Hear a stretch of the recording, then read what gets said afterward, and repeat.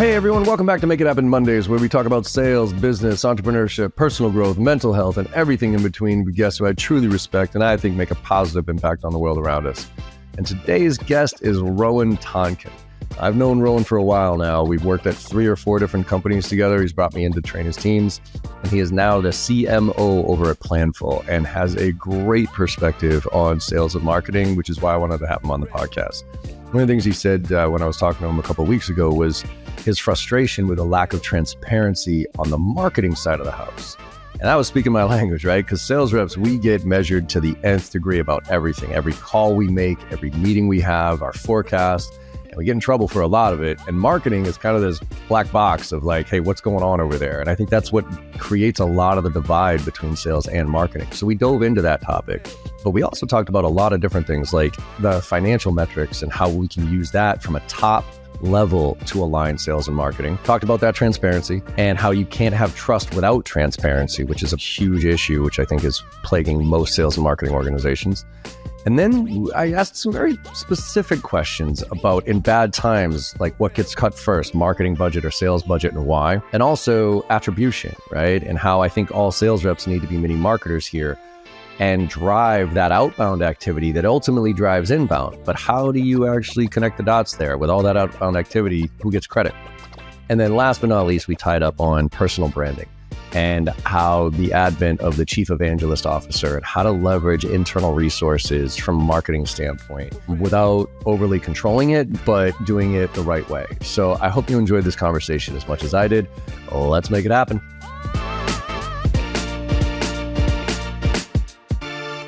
Rowan, what's going on? Welcome to the Make It Happen Monday podcast, my friend. How you been?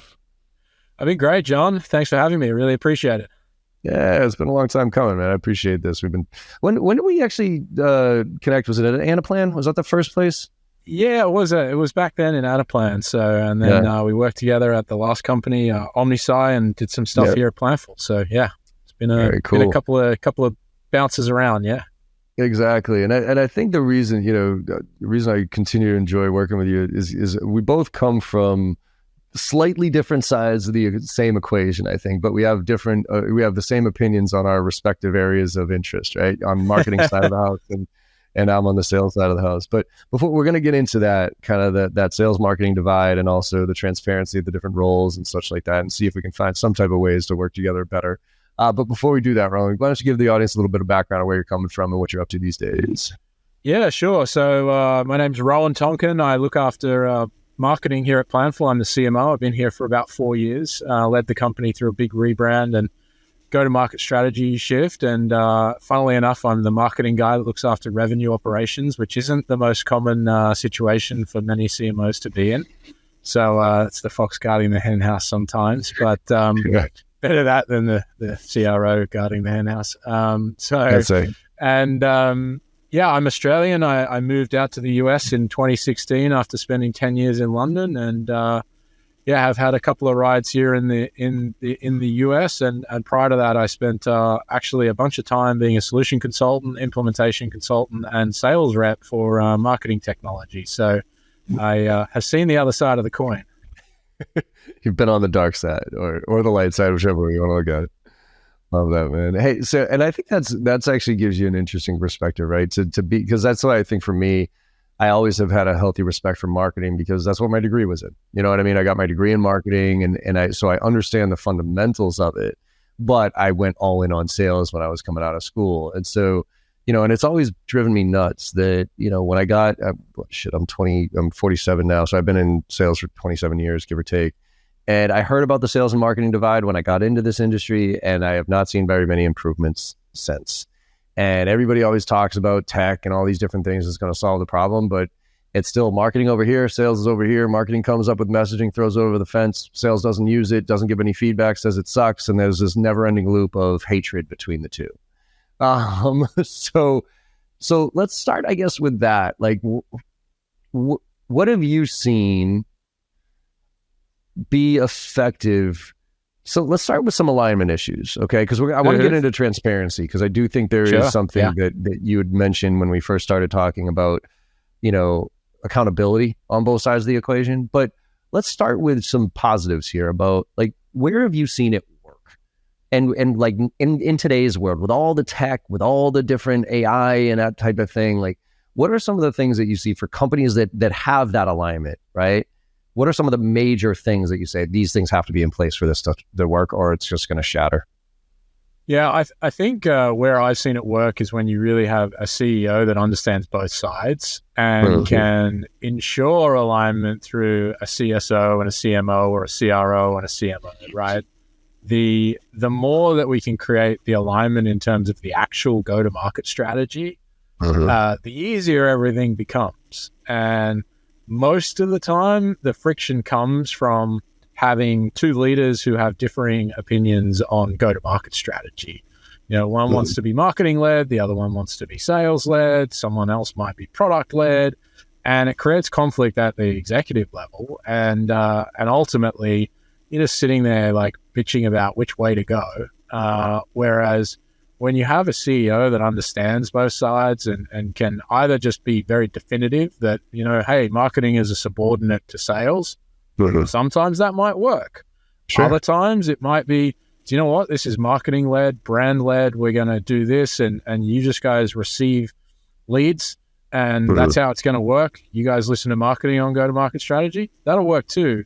It's when there's a lack of clarity, I think, at the executive level as to what the defined go-to-market strategy is and who's responsible for what, is where most of the problem comes in. And I've seen that in kind of founder-led, technology-led companies.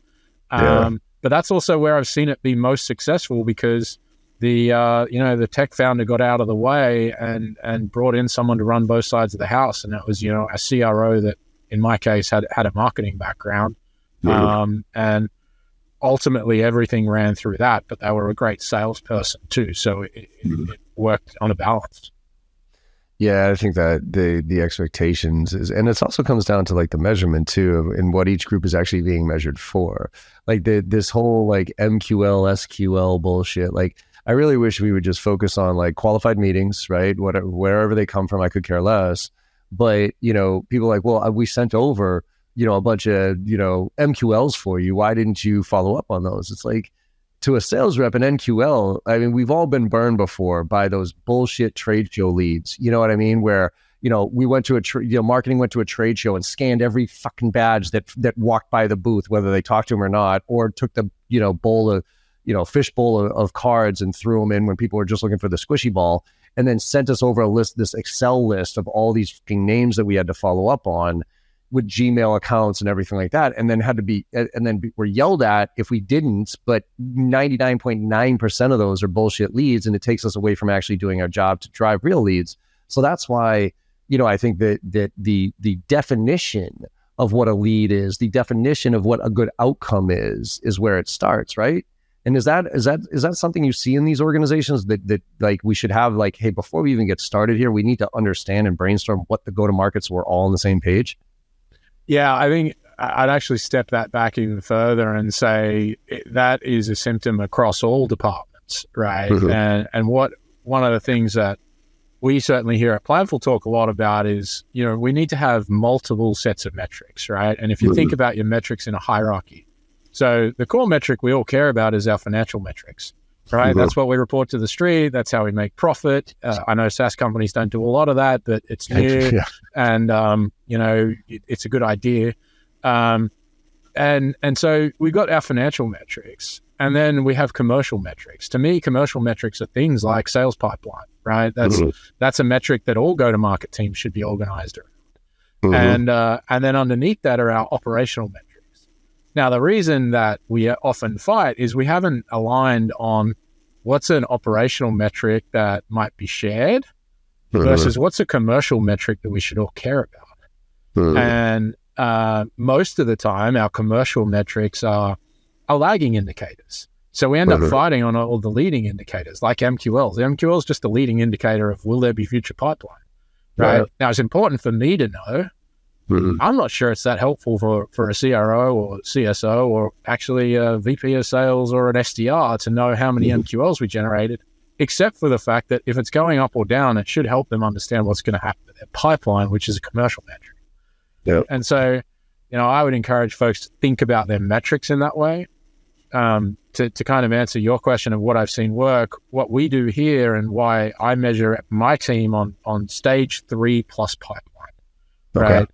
Now, who cares what stage label that is? The reason I measure it that way is because a customer has said, I have a problem and I'm going to do something about it.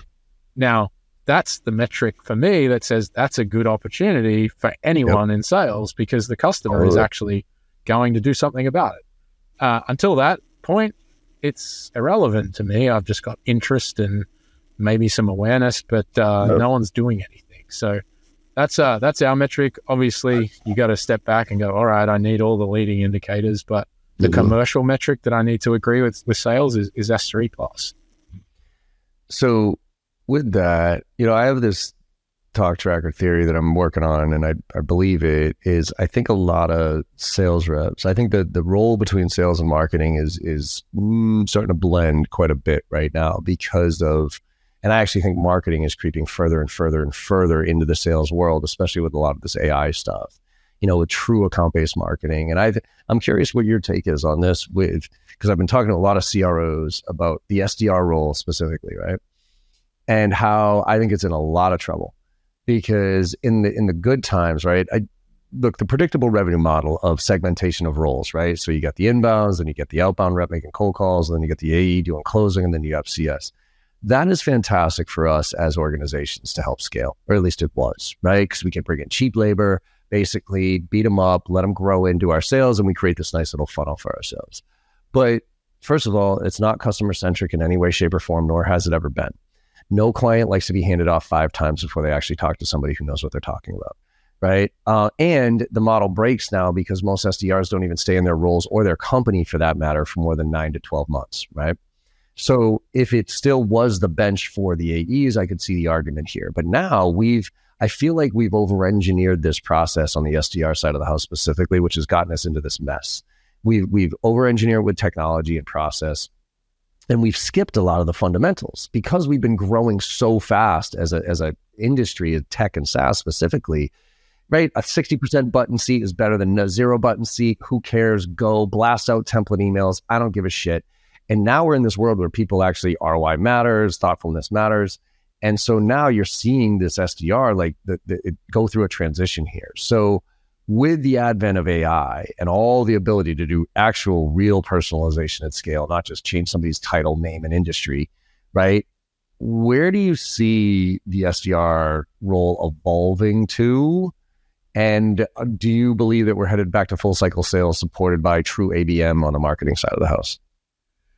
I think it depends on you kind of where you sit in the maturity of your let's take B2B SaaS, for example, on your kind of must-have list of technology, right? There's a lot of technology out there that is fundamental to the way the business needs to work. Brand recognition is already established. You and I go and start a company, we know we're going to need a CRM, right? So we don't need SDRs at a CRM company, really. Right. Although there's a lot out there.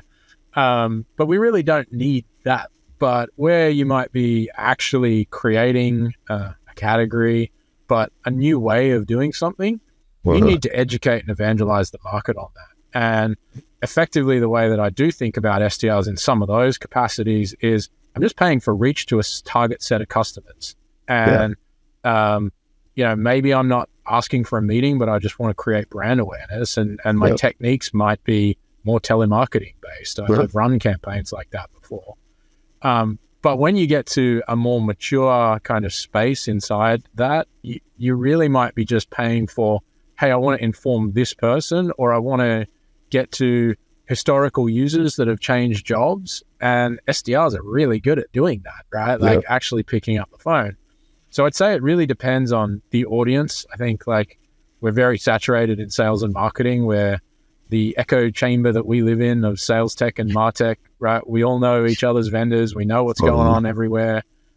SDRs are out there beating the drum and I respect them for that. But a lot of the times it's you might be more efficient not doing that and scaling back. But in a different role or selling to a different audience, you might actually still see a lot of success. And I do think you just need to look at, the target audience you're going after.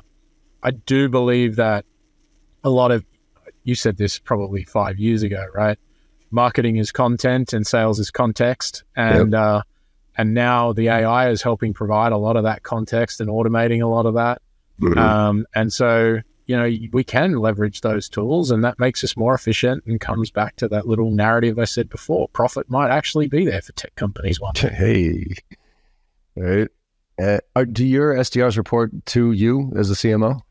No, we actually have the reporting into sales, and we actually do have the graduation process from SDR to inside AE and then up to field AE, and it's worked really well for us. But if I was starting a company tomorrow, it would be audience based, and we sell to the office of the CFO, and office of CFO tech hasn't had the golden age that sales and MarTech had, so they still pick up the phone, funnily enough.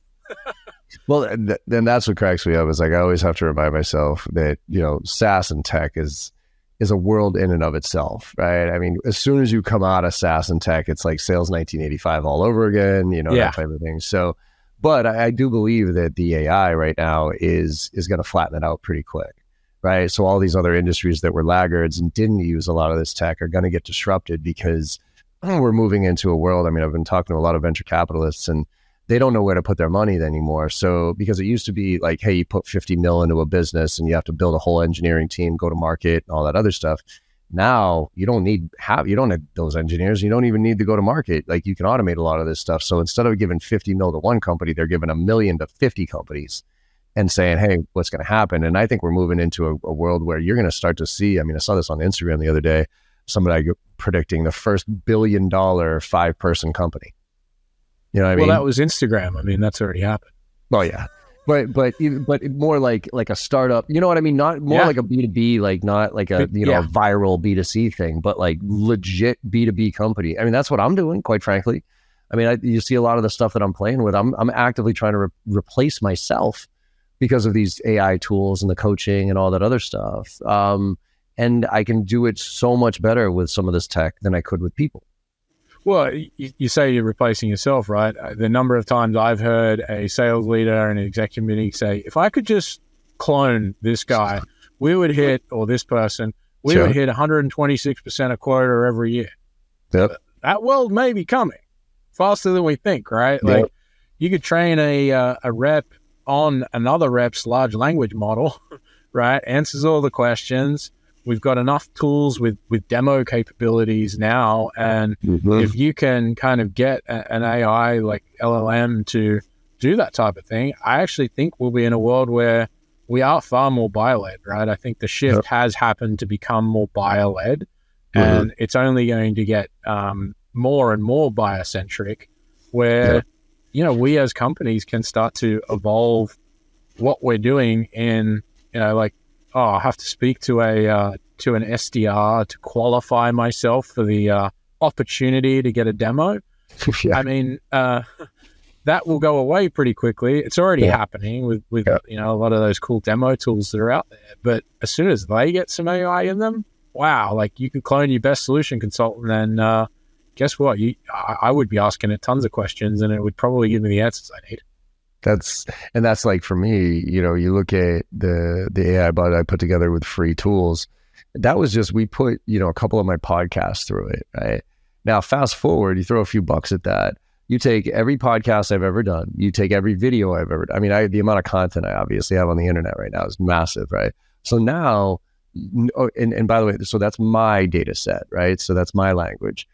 Oh, and by the way, hey, could you go find every other sales guru on the planet, Sandler, Miller, Hyman, Taz, Spin, all of it, make sure that all those methodologies go through this AI version of John. Now you have this fucking super AI John that is available 24 hours a day, can speak in any language, and can give you coaching at a moment's notice on way more. Or you have a guy with 27 years of experience, in my opinion, on stuff that you have to wait a week and a half to get on his calendar because he's busy. Yeah. I mean, which one would you rather engage with, right? I mean, I'm going super AI John. So. Yeah, well, when super AI John is training AI Rowan, then we might be in trouble, right? Like, Let's go live on a the beach, bots are going to train each other. Yeah, right? Well, I kind of caution that, people talk about the, replacement of sales reps. I'm not really worried too much. I'm worried for quite a few sales reps who are just going through the motions, getting replaced. But I'm not worried about the profession of sales until the robots start buying.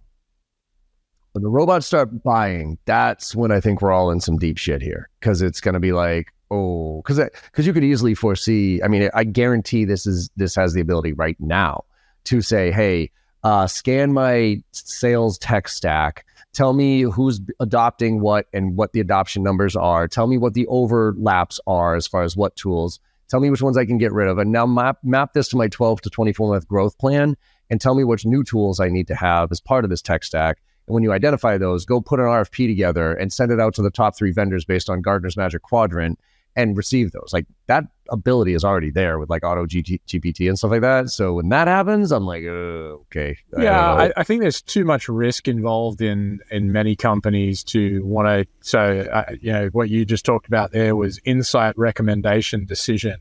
Yeah. I don't think we'll see a world where we get to decision for a little while, primarily because of all the risk involved. Imagine, walking into your CFO and saying, hey, we just bought a tool with a tool. Right. I do think we'll shorten sales cycles a lot, and vendors need to be, folks like myself need to be really thinking about what's out there on our brand right now. What would a machine detect about our brand? How would it interpret what we're saying and what we're doing in terms of the evaluation that it would run on us and our space? And because that's where we're going to get to, right? People are going to just be going to, Bing owned ChatGPT, right? People will be going to Bing and asking the question, and soon enough, we won't be getting answers from Google anymore. We'll be getting answers from the OpenAI. Yeah, I think that shift is already. It's some of these things are just now. My fear also is, to your point, of like the fact that I do agree that we're not going to get to decision, is because my fear is that people are putting stuff into ChatGPT and then taking it as the answer as gospel, right? They're like, oh, cool. Yeah. They're like, whoa. That thing's pulling off of the internet, okay? And we all know that at least 50% of the internet is total full of shit. So why don't you source check that? Because I've done that a couple of times. I've been like, source please. And it'll put out these sources and I'll click on it. It'll be like a 404 error. It'll be like, it makes up its own sources because it knows it needs, like, it's generative, right? It's not actually fact checking itself. And that's an interesting part of, like, from a marketing perspective is, yeah, sure, folks will go out there and they'll use it to generate content, but editing will become a huge part of what we need to do. But there's huge efficiencies there from a marketing perspective, from a sales perspective. But I don't think it'll replace relationships. And that's why I think both the profession of sales will continue and the profession of marketing will continue, because that human element still needs to occur. Yeah, and I think that we're a long way off of like robots truly understanding like empathy and those type of things for humans, and actually being able, because even still, like I even look at some of these coaching tools, and I think the coaching tools are really good from an AI standpoint for like junior reps, right? Like the ones who don't get coaching because their manager doesn't have time to coach them or whatever. Yeah, I think it's fantastic for that. But like I've tried some of these coaching tools and it's listened to some of my calls and it's giving me some recommendations. I'm like, dude, like cut the shit. Like, okay, yeah, all right, I forgot to ask this okay, I didn't ask a second layer versus shut up. You know what I mean? So it's one of those where I think it has massive capabilities at certain levels, but then as you move up and it gets to be more strategic, more thoughtful, more person-oriented, that's where I think the people, the challenge I see is that, a vast majority of reps right now are going through the motions. They're acting like robots. And like I was saying earlier, we've actually taught them, we've taught them to be robots. Right? I mean, it's like the trophy generation, right? Everybody gets mad at the trophy generation for always wanting a trophy. Well, guess what? Who gave them the trophies? The parents did. Like, it's not their fault. Like when you and I were kids and we lost, right? If we didn't come in first, second, or third, it was, okay, work harder, right? And we felt bad, but our parents were like, well, work harder, try harder. You know what I mean? Like, where now the kid still feels exactly the same way you and I did when we lost. But now the parent jumps in and says, here's a trophy. So it's not their fault that they've grown up like this. It's the same thing with these SDRs. We've skipped the fundamentals. We've stuffed technology down their throat. In some cases, we don't even let them have the autonomy to write their own messaging. You know what I mean? Like we force feed them these messages and these sequences and these cadences. And now we're wondering why they're not effective in their job when things are slightly harder than they were before, when money was free and people were just signing whatever.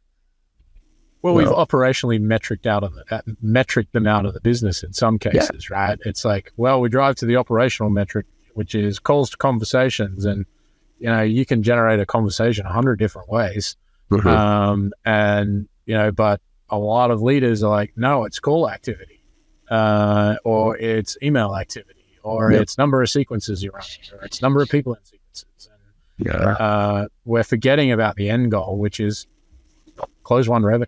And until we start thinking about the system as a whole and stop managing people just to that front end, then we're going to end up with machines that can be replaced by machines. Yep, absolutely. Let's pivot a little, because you had said something. I want to talk about your frustrations, and I'll talk about mine too.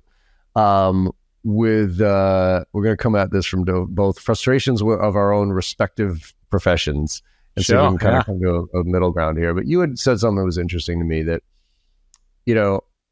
marketing has, and as it relates to transparency, right? Sales is one of the most measured professions on the planet. Like every activity, you just said it, right? Like every call is analyzed. Like it's recorded, for crying out loud. And anybody in the organization can listen to it. Anybody can look in Salesforce or whatever CRM you're using and see exactly how many activities, calls, metrics, everything. So now, we're tracked on everything. Now, are we held accountable to all of it? That's a different story, right? In the sense that I still think that sales should be one of the most objectively viewed professions on the planet, but yet still there's the weird subjectivity. Oh, so-and-so didn't hit their target, but they're a nice guy and he works hard, so let's drag this out for the next 3 months. He's got good activity metrics.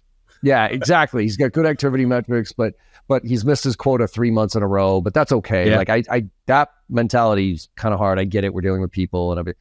So, but we are measured on everything, and we are analyzed on everything. And to a certain degree, it's overwhelming, right? Marketing, on the other hand, I haven't been a part of internal marketing teams or anything like that. I know there's metrics that you measure yourselves on, but talk to me a little bit about your frustration as it relates to accountability on either end, but mostly on marketing for you. Yeah, I would say, I think, objectively, if you sit back and you look at whatever organization you're in today, your ability to understand where sales is at in terms of their numbers, their goals, their objectives, we have, it's not perfect, but we have much better transparency on that. And, there's plenty of reps that will still hide a deal or try and park it into 4 quarters in advance so that the RVP doesn't notice that they're parking a massive deal out in future and hold them accountable to actually delivering on it. That all still happens. Don't get me wrong. I'm still very much in the fact that there's still a lot of bad behavior. But as a whole, I pretty much know, based on your level, the accounts that you're selling to, where you're at to quota, how much you're making, how likely you are to get fired, what activities you're doing. I can find all of that out pretty much in the CRM. And if you then objectively looked at yourself and said, as a marketer, how are my team doing? Right? Everyone would say, I think we want more leads, right? Right? Sure. It's very nuanced. It's like, how do we measure analyst relations? How do we measure PR? How do we measure product marketing? What are the key measures? And the nuance with marketing is that every function, like it's very rare to walk into a marketing team and say, oh, there's 10 of the same people doing the same job. Right? You don't have a pod of AEs, for example. Right. But as a whole, the marketing system isn't transparent. Right? You don't know how much marketing budget often the team even has. You don't know what it's expected to produce in terms of, I say S3 pipeline. How much are you expecting me to produce? Where are we on the path to that? Are we off track? Ahead of pace? Should we be spending more on marketing instead of SDRs? Most companies just don't have that level of understanding. And as marketers, sometimes we get to say, well, that's part of the sausage factory. Like, you just need sausages.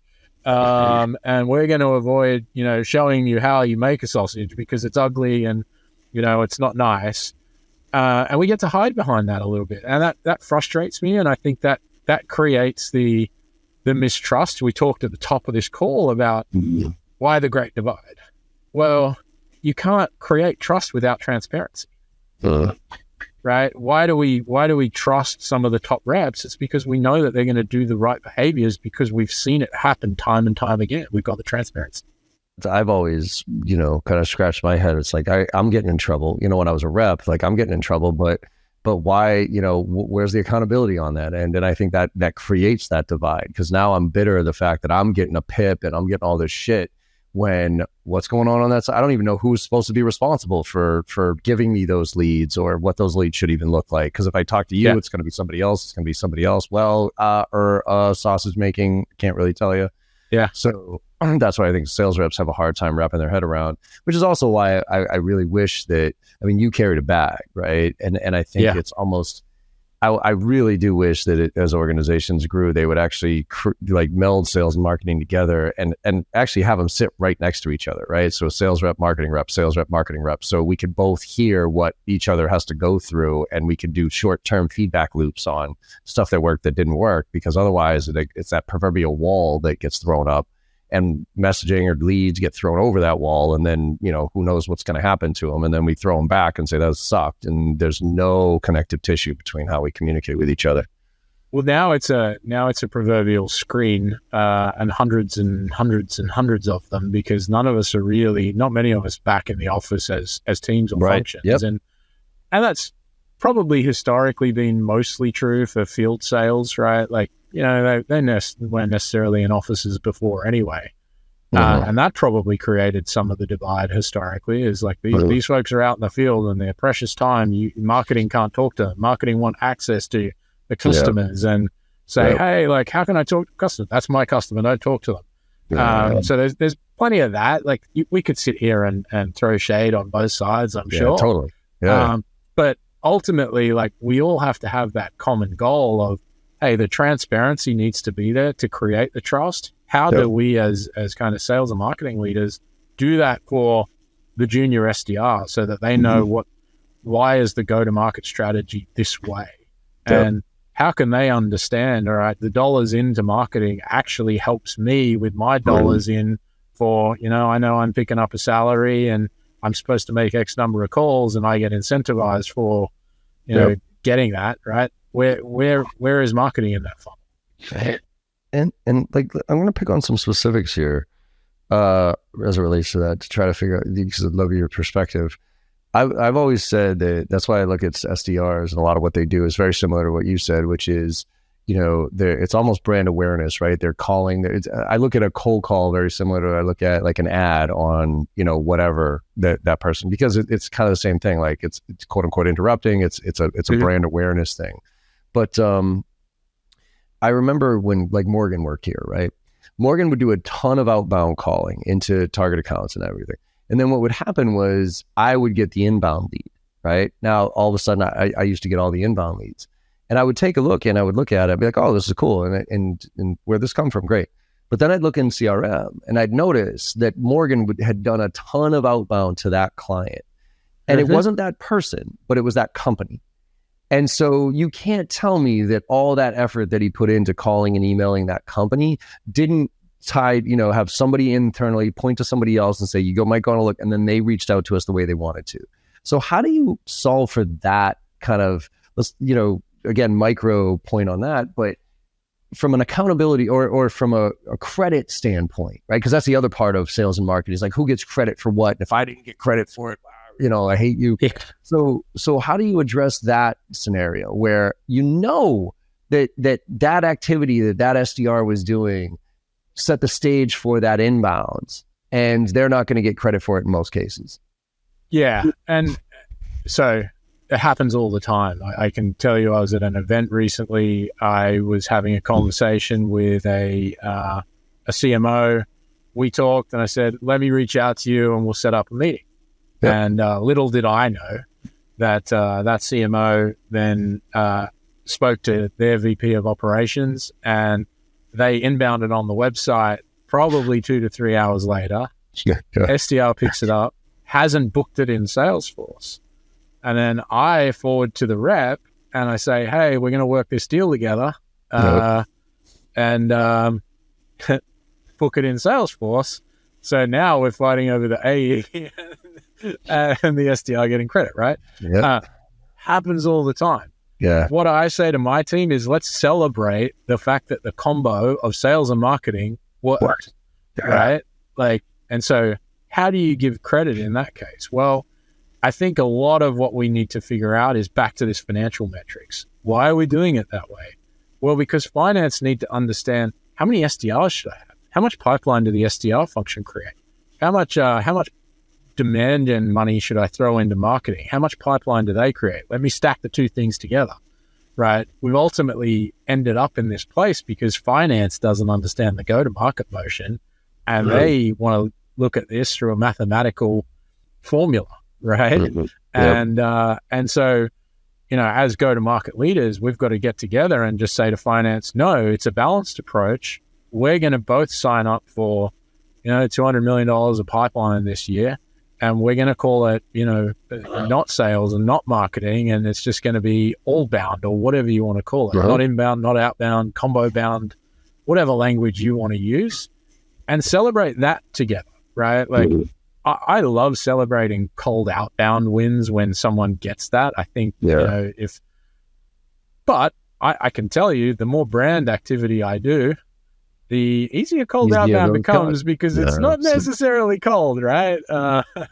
And we can see all of that, right? There's enough ABM platforms telling us that account knows about our space, and you know, that outbound person is getting intent data from 100 different streams, and they're calling warm accounts, not true cold. So we all know that that's happening. So we've got to just set that reality and say, do you know what? We're going to maybe still pay the same as if it was sales versus marketing sourced, but celebration culturally, we're going to say this is all bound. We've signed up to a joint number. I'm going to cover you if you know the SDRs can't get at a certain group. Marketing is going to try and spend more and just work as a go-to-market function.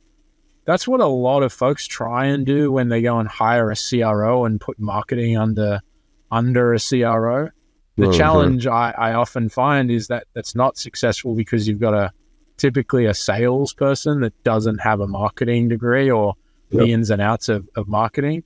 It works really well when they hire a great marketer and they trust them, right? And they let them go and run the motion. But often it's, no, this is just a glorified title sometimes. And that's where it comes unstuck back to the top of the call. Yeah.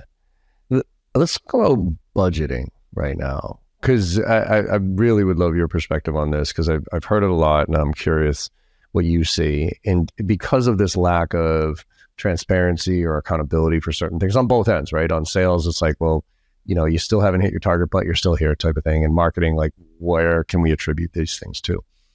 A lot of, you know, when times are hard, when budgets need to be cut, where do you see cuts coming from marketing or sale? Like if you were to force rank where you would quote unquote cut, and I know there's a ton of variables as part of this question, but in general, do people tend to cut on marketing spend first because like they can't really attribute it's a brand thing, or do they cut sales first because they look at it and they say, you know what, these underperformers, we got to get rid of them anyways? You know, from a budgetary standpoint, is there a theme there, or is it so individualized that it's hard to kind of generalize that? Yeah, let's put our finance hats on for a second, right? Let's pretend we all got, you know, accounting degrees. Marketing is non-recurring discretionary spend, right? You know, I don't have to do that event, right? It's available capital that we have assigned out but have not spent or have not committed to. Whereas a human, a salesperson, is recurring and definitely not discretionary, right? Making that decision is a harder decision. So from a finance perspective, finance do look at the marketing buckets as being, well, that's discretionary. We don't have to spend it, right? We can not spend that money. And so I certainly understand why finance look at marketing first, because outside of other discretionary spend, like T&E is the first thing to go. Why? Yeah. Because you don't have to do it, right? You don't have to do Especially it. You now. can constrain that cost, right? And so T&E goes down. And then they're like, okay, where else can we go? All right, well, the marketing budget, they don't want to do it. They know that it's got ROI. Like, these are smart investment-like folks. They understand that you put capital into something, you're going to get a return. That's the goal. But in those types of situations, depending on where the company is at, right, how much do they need to kind of wrap their arms around it?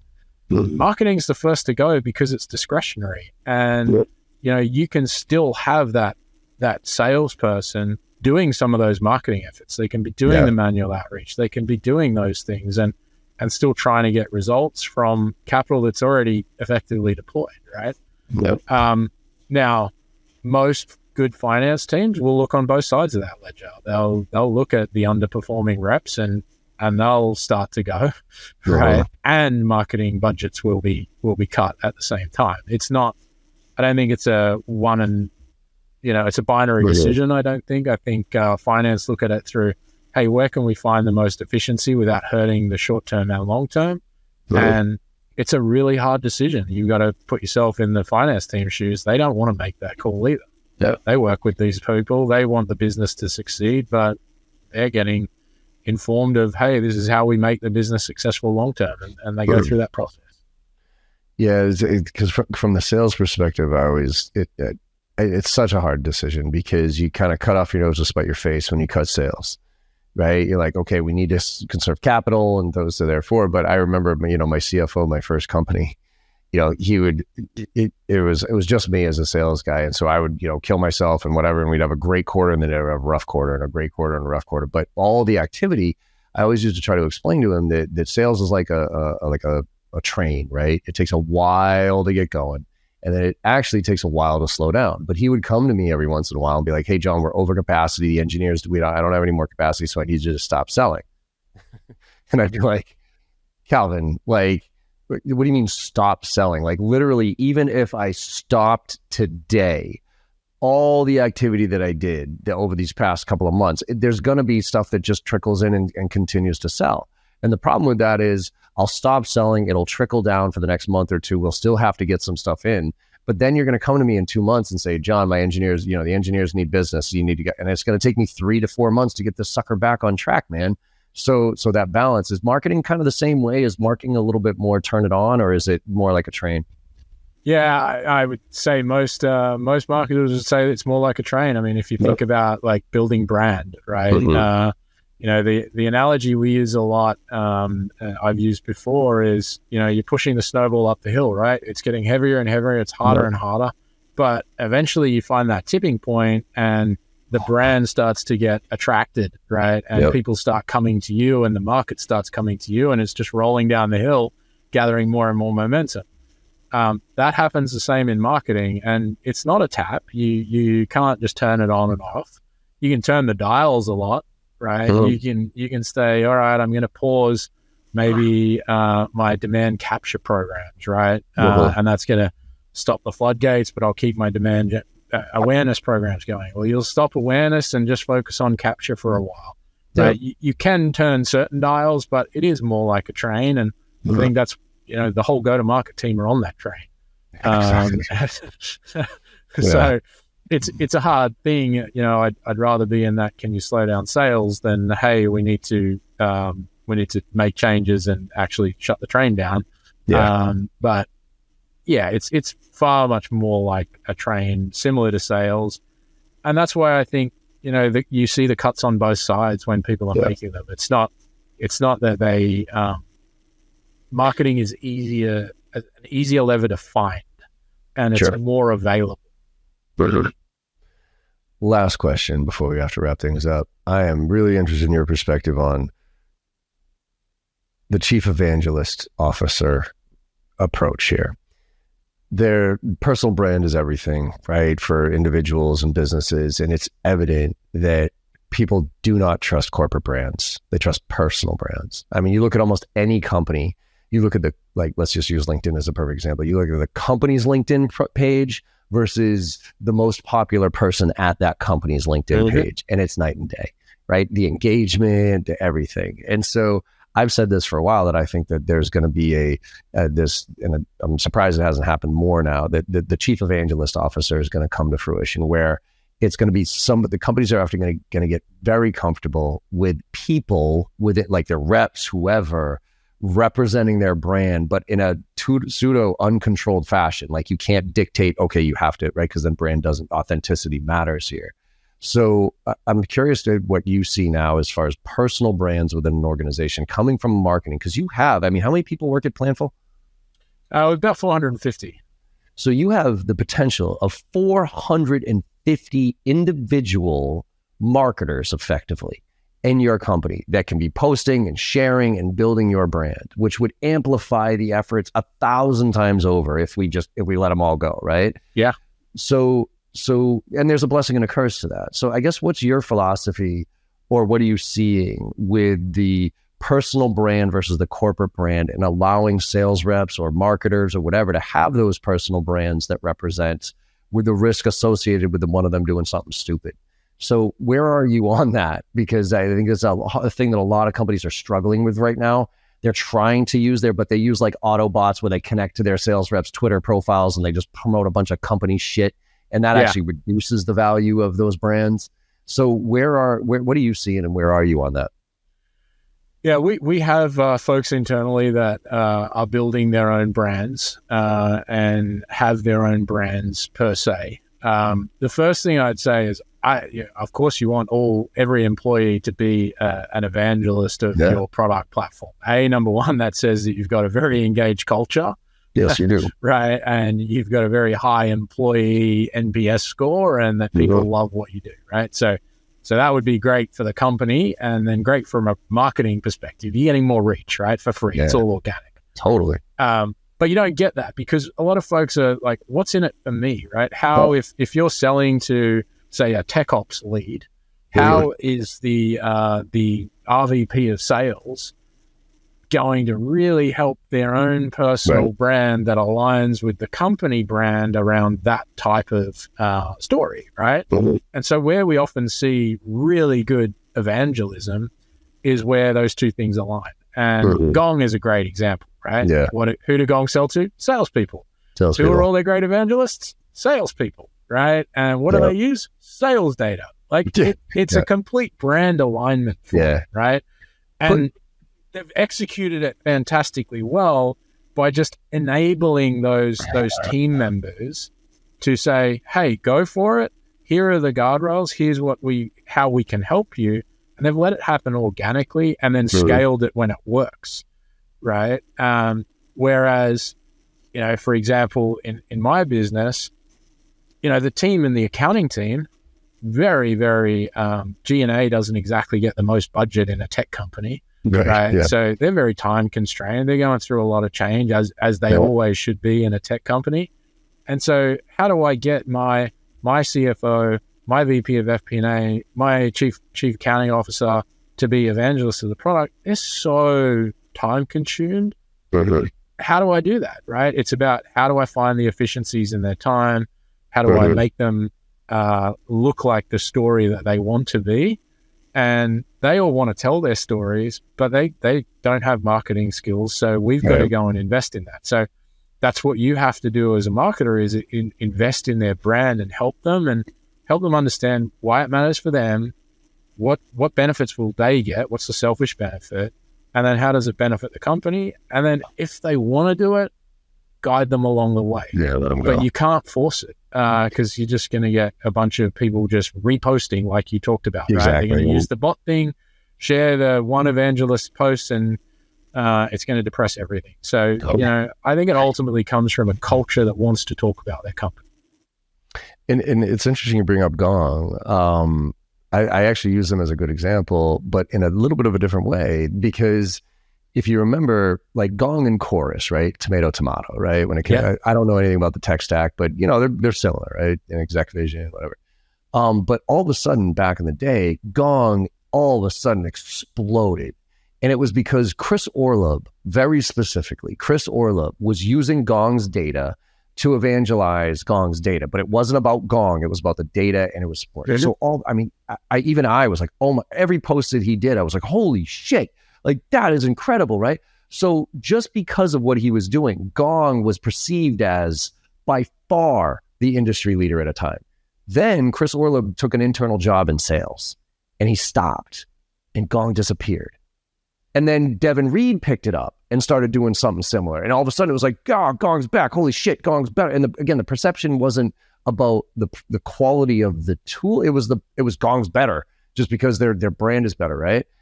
And then Devin because they built the credibility through the data, right? So someone in Gong, whether it was Yudi or Amit, said, hey, what do we have that no one else has? We have so much sales data. How's that going to help us win? Well, that's what people want in their own internal organization. So let's tell them what works at scale.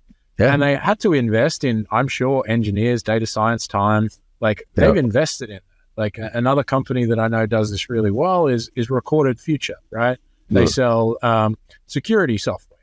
Well, they have a team of journalists out there pitching stories around breaches and things that they found because they've invested in that idea of, hey, we're out there, we're at the forefront of understanding what's going on in the world of security.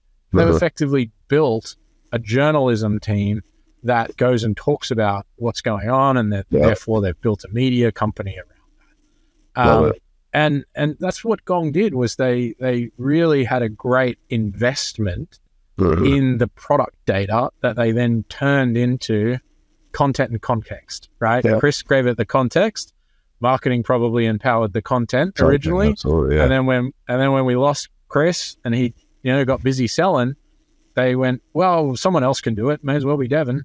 Yep. Totally. Right, and then they built the machine around it, and that's what I think AI has the opportunity to help a lot more companies do that. But it was the vision and strategy of saying, what do we have that no one else has in our space? Well, we're going to procure that data. Chorus could have had that same idea. They just did it. They just didn't, yeah, it's fascinating how this all evolves too. And that's why from a marketing standpoint, I to a certain degree, I miss a little bit of the marketing side because I like the analytics of trends and those type of things. I don't get to follow those as much, but man, it's to a certain degree, I like to say like things, the more they change, the more they stay the same. But I do think we're in a whole new world right now with AI. I think AI has fundamentally changed how we're all going to look at data, how we're all going to leverage data, and then what the human component is going to be compared to everybody else. So the interesting thing is the data is going to go away. We're entering the world of privacy, right? So that's true. As marketers, we're going to lose a lot of the data that we love. And we're going to go back to Mad Men style brand advertising with a little bit of data. It's going to be an interesting dynamic with all this hyper personalization, but a lack of what are people opting into here? Regulators are going to probably change all the data rules even further soon. Oh yeah, they're going to have to, right? Because I don't know. I think the data. I think the privacy and stuff is, at least here in America, I don't think anybody gives a shit about privacy. They say they do. But they don't. They value convenience far over privacy. And the proof of this is when Snowden. I remember when Snowden came out and we all found out that the government was spying on us, right? And I had all sorts of friends who were just up in arms, be like, "Oh, I told you." I'd be like, "Yeah, you care, right?" And they're like, "Yeah, this is ridiculous." I'd be like, "Okay, can I ask you one question?" They're like, "What?" I'm like, "Have you changed your passwords yet?" Well, no. Then shut the fuck up about you being worried about shut up. You would rather have Amazon drop off. You would rather give all your data to Amazon and have them know everything about you so that you can order your stupid whatever thing that shows up tomorrow and you can have the convenience to do it. So I actually think that we're moving. It's just like Instagram, right? The reason, and I'll finish on this where, spam, the reason we hate spam, right, is because it's irrelevant. Like most of the spam that's in my inbox, we don't give a shit about. But why do I like Instagram? Well, I like Instagram because I've trained that algorithm. I've thumbs up them sound ads. I've liked things. I've stayed on things. So now every fucking ad that hits me on Instagram, I'm like, shit, man, I want that. Like, yes, right? Like, now whether it shows up in 6 months from China in a weird box or not, I don't know. But the point is, I like it. I foresee a future that in a year, quite frankly, all of our inboxes are going to be filled with personalized, relevant messages. And do I give a shit on whether that comes from a sales rep or a robot? Nope. Yep. Now, I care that I talk to a sales rep, and that's, again, where the human element comes into this. But digitally, if I get an email that's super spot on with something that just happened because of what I posted and some comment that I made on a podcast, and it's really relevant to something that I want to be able to check out, man, I'm going to be thrilled with that. And I don't give a shit if a sales rep actually took the time to do that. So that's except when you want one, you just got to have access direct to one, right? Yes. It's like, well, I want to talk to someone about it now, and that's when you don't want to get rerouted to someone who can't help you. Well, and a little caveat, I want to talk to somebody who knows what they're talking about. What I don't want is that frontline piece of shit that's going to ask me a bunch of BANT questions and force me through a piece of shit demo when I already know what I want. You know what I mean? So that's a different side. Which is why the AI-enabled demo, I think, will be the way, because it's been trained by the expert and it's got all of the same questions you and me have on that same product. Yep. So it's going to be fun times. We will see where it goes, man. We'll see how much longer we have. I think the options these days are you either dive in with both feet and try to just ride this wave as long as you can, or you unplug completely and go live on a beach and try to just pretend like none of it's happening. Well, yeah. Well, maybe we've got to do the first one before we can get to the second one. Yeah, I'm desperately trying to figure out how to get to that second one, by the way. So. Awesome, bro. I loved this conversation. Hopefully people enjoyed it too. Let's tie it up though. Where can people find out more information about you, about Planful, about what you guys are doing over there? Talk to the audience a little bit. Yeah, sure. On Planful, go to planful.com. We have solutions for every part of your business. For those marketers out there that want to become a little more transparent, we can help you do that in a way that is guarded a little bit from finance and a little bit from sales, but helps you share what you want to share. And you can find me on LinkedIn, Rowan Tonkin, and I'm the CMO here at Planful. Thanks, John. Love it. Thanks, Rowan. I appreciate it. And everybody go check it out. And go check out Rowan. He's doing some really, really cool shit there. So thank you, Rowan, for coming on, man. I appreciate it. No worries. Thanks, man. And everybody else, hopefully you enjoyed the conversation as much as I did here, and you got something out of it, get you to think a little bit different these days and take some action here to keep relevant in this weird world that we're all in right now. And like I say at the end of all my podcasts, go out there and make somebody smile today, because no matter how bad your day is going or how bad you think it went, you go out there and make somebody smile today, and you know you had a good day, and the world needs a lot more of that right now. So thank you all very much, and I will see you on the other side.